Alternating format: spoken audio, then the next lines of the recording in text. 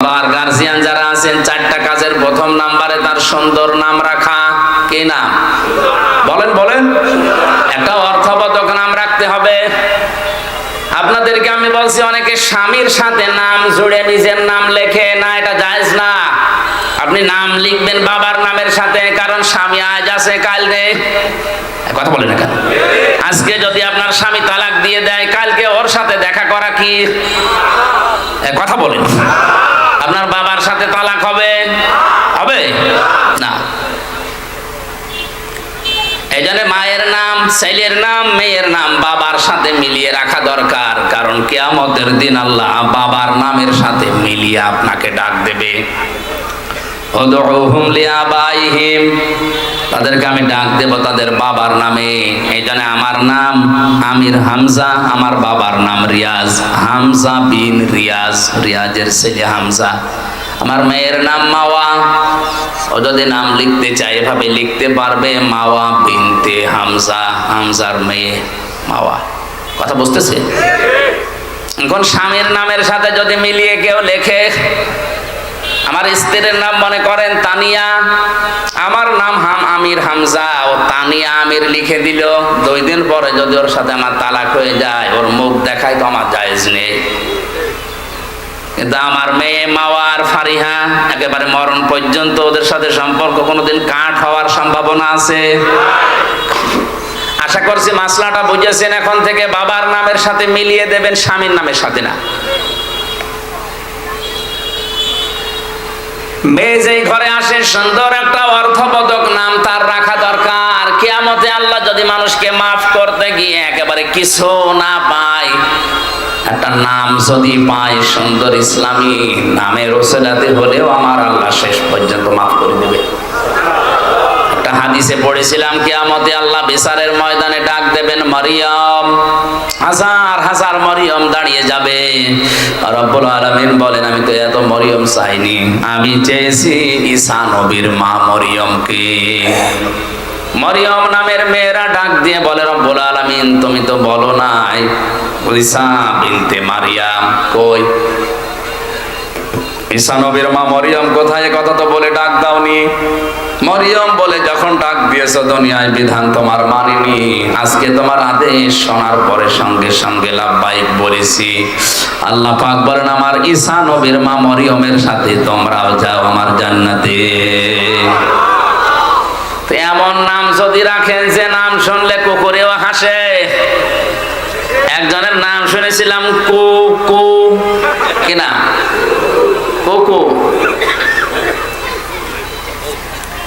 খালেদা জিয়ার দ্বিতীয় ছেলের নাম কি? কো। কয়কার বাদ দিয়ে যদি শুধুমাত্র হর্ষকার দিয়ে দেন,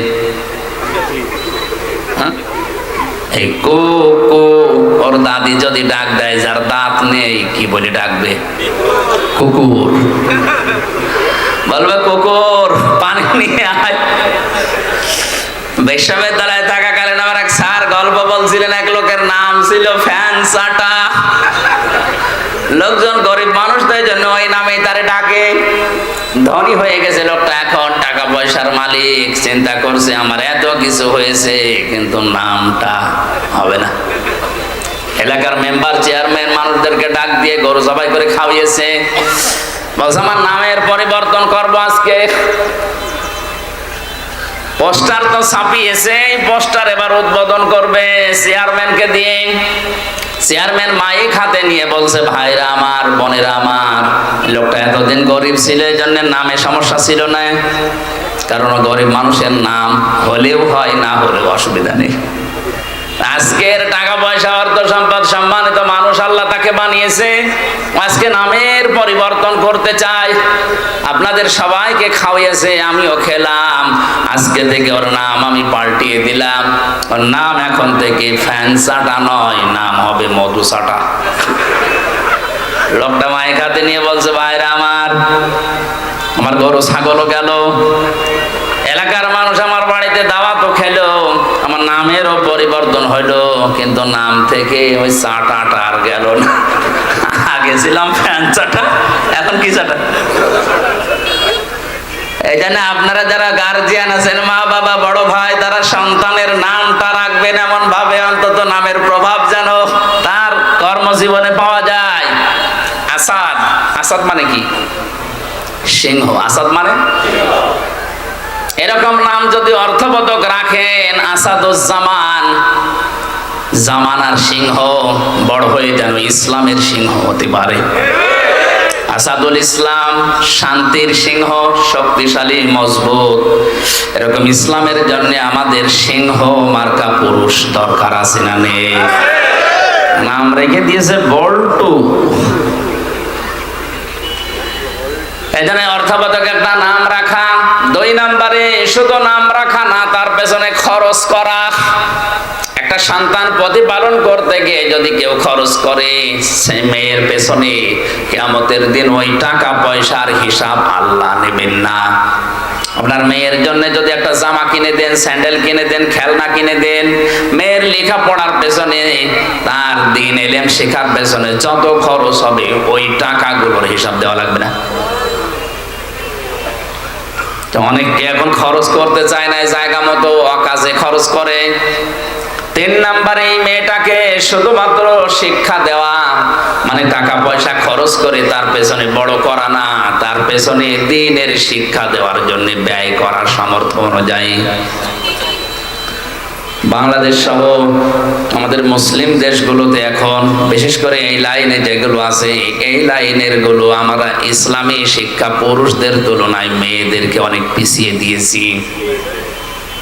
পুরুষের মাদ্রাসা বা ইসলামী লাইনের যে সমস্ত শিক্ষা প্রতিষ্ঠান অনেক বেশি হয়ে গেছে, মেয়েদের গুলো একেবারেই কম। অথচ একটা মানুষকে মানুষ বানাতে হলে সবচাইতে বেশি ভূমিকা পালন করে তিনি মা। এখানে যারা এসেছেন আজকে থেকে সিদ্ধান্ত নেবেন, আপনার মেয়েকে আপনি ডাক্তার বানাবেন, ইঞ্জিনিয়ার বানাবেন, বিশ্ববিদ্যালয়ের শিক্ষক বানাবেন, কোনো অসুবিধা নেই।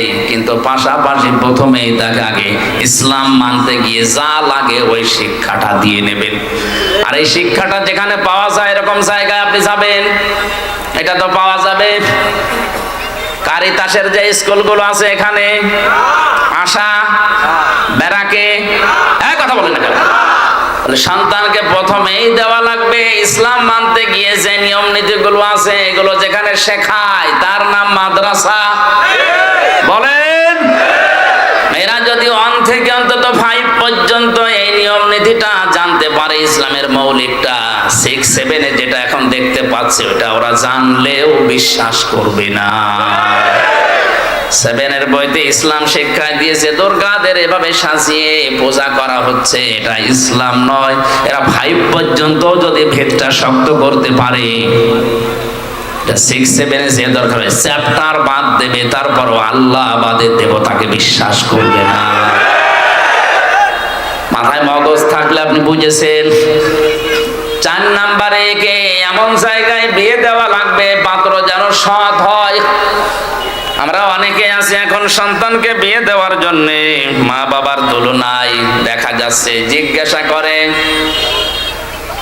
ঘটক সাহেবকে যে আমার এই ছেলের এই যে জামাই বানাবো, এর উপরি কামাই আছে, তো একটা হারাম জায়গা দেখে যদি স্বতঃস্ফূর্ত ভাবে জেনে বুঝে কোনো সন্তানকে আপনি হাতে তুলে দিন, আল্লাহর কসম ওই মেয়েটা কোনোদিন শান্তিতে থাকবে না।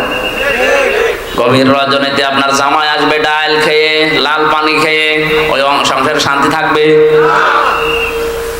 একটা ভ্যান চালকের সাথে বিয়ে দেন, তার চরিত্র যদি ভালো থাকে, 5 ওয়াক্ত নামাজ অন্তত পড়ে, কষ্ট হয় তার শরীরকে চালাতে, সংসার চালাতে, কিন্তু রাত 12টার সময় ও লাল পানি খেয়ে মদ খেয়ে ঘরে আসবে না। বহু ধনী ধনী মানুষের সাথে আমি মিশে দেখেছি, ওপরে ফিটফাট, ভেতরে সদরঘাট, শান্তি নেই। বাড়ি যায় রাত 1টার সময়, নিজের বউ বাদ দিয়ে অন্যের স্ত্রীর সাথে ফুর্তি করে বাড়ি গেছে, যে দেখে নিজের যুবতী মেয়ে পেট নিয়ে বসে আছে। কি গো, কার? আল্লাহ দিয়েছে। এজন্য শিক্ষা ব্যবস্থায় আমাদেরকে এমন ভাবে তৈরি করে দেওয়ার দরকার, প্রাথমিকটা যেন বড় হয়ে অন্তত উল্টা পাল্টা লাইনে যেতে না পারে। আমার ম্যাডাম তো ইসলামী বিশ্ববিদ্যালয় থেকে অনার্স মাস্টার্স করা, অথচ ওর সাথে অন্যান্য সাবজেক্টের অনেকেই বিয়ের আগেই বাচ্চা জন্ম দিয়েছে। জোরে বলেন নাউজুবিল্লাহ। এ দোষ শুধুমাত্র ওদের না, সন্তানকে যদি এভাবে ছোটবেলা থেকে অন্তত ইসলামের মৌলিকটা শিখিয়ে দিতে পারতেন, বিশ্ববিদ্যালয় না অক্সফোর্ডে যাওয়ার পরেও ওর শরীরকে হেফাজত করতো।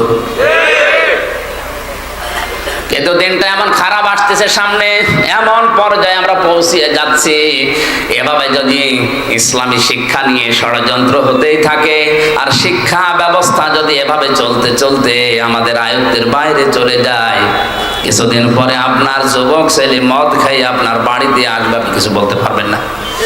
আপনার বিশ্ববিদ্যালয়ের পড়ুয়া মেয়ে পেট নিয়ে আসবে, আপনি কিছু বলতে পারবেন না।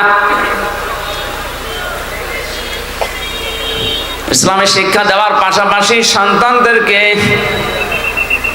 সৎ পাত্রে পাত্রস্থ করার তৌফিক আল্লাহ আমাদের দান করেন। এই 4টা কাজ যদি আমাদের গার্জিয়ানরা করি, অন্য কোনো আমল যদি আমাদের কম থাকে, একেবারে নাও থাকে, তাও অসুবিধা নেই, ফরজটা ঠিক রাখবেন। এর পাশাপাশি যে দায়িত্বগুলো নবীজি দিয়েছেন সন্তানের প্রতি, এগুলো থাকলে কিয়ামতের ময়দানে মহান আল্লাহ আমাদেরকে নবীজির সাথে পাশাপাশি জান্নাতে রাখবেন। জোরে বলেন আমিন। আমি কায়ফা শব্দের ব্যাখ্যা করতে গিয়ে এই সিটিপিটি কথা বলেছিলাম যে মানুষের এই যে জন্ম থেকে শুরু করে পর্যন্ত আল্লাহ এগুলো আশ্চর্য হয়ে যায় যে নাফরমানি করে কি করি। এরপরে তোমাদেরকে আমি জীবন দিয়েছি, এরপরে মরণ দেব, আমার কাছে আবার ফিরে আসা লাগবে। আমাদের আনন্দের বিষয় আজকে থেকে আমরা নির্ধারিত করে নেব বা নিলাম, এখন থেকে মরণ পর্যন্ত আনন্দ হবে শুধুমাত্র কোরআনের সাথে সম্পর্ক আছে যেটা, ওইটা নিয়ে। আজকের সম্পর্ক কিসের সাথে? আমির হামজার সাথে। আল্লাহ আমাদেরকে কোরআন নিয়ে আনন্দ করার তৌফিক দিন। আমি মনে হয় বেশি বলে ফেললাম, আজকে মাগরিবের সময় হয়ে যাচ্ছে, বারবার ওই কমিটি আরেক জায়গায় অনুষ্ঠান আছে তো কল দিচ্ছে। এ পাশে আর একটা মাহফিল আছে এশার পরে, মনে হয় নাকি 9টা 9:30টার দিকে, ওখানে দেখি শেষ করা যায় কিনা। আল্লাহুম্মা আমিন। বারাকাল্লাহু লানা ওয়া লাকুম ফিল কুরআনিল আযীম। আজকের এই মাহফিলে অনেক আশা নিয়ে আমরা এসেছিলাম, যে আশা নিয়ে এসেছে আমাদের যায়